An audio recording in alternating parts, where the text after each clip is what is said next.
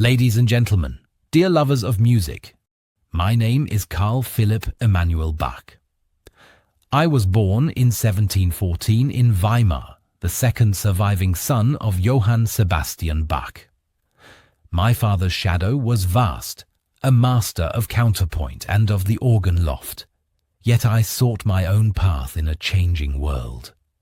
Where his art reached the sublime heights of the Baroque, I found myself drawn to new currents, expressiveness, surprise, and the intimate voice of the empfindsamer Stil, the sensitive style.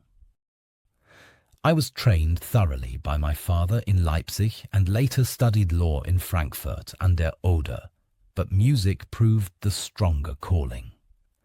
In 1738, I entered the service of Frederick the Great in Berlin as harpsichordist. There I played alongside the king himself and met many brilliant minds, including Franz Bender and later the fiery Johann Joachim Quantz. It was a world of refinement and elegance, yet I longed for deeper expression than courtly polish often allowed. I also knew of and admired the daring Joseph Haydn, whose youthful works hinted at the classical symphony's future, and I exchanged ideas, directly and indirectly, with Wolfgang Amadeus Mozart, who later said of me, "He is the father, we are the children." Such words humbled me, for I too revered my father's greatness while striving to speak in my own voice. My music sought freedom of feeling.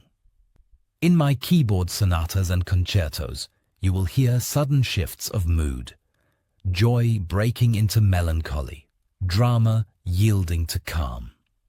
My essay on the true art of playing keyboard instruments became a guide for performers across Europe, including young Mozart himself. And in Hamburg, where I succeeded Telemann as music director in 1768, I poured my soul into symphonies, passions, and sacred music that carried both tradition and innovation. I spent my final years in Hamburg, passing away there in 1788. My hope is that when you hear my works, you sense a man living between eras, honoring the great contrapuntal art I inherited, yet daring to open doors to the classical style that would soon flourish. Thank you for listening and for keeping alive the conversation between generations of composers and the emotions we all share.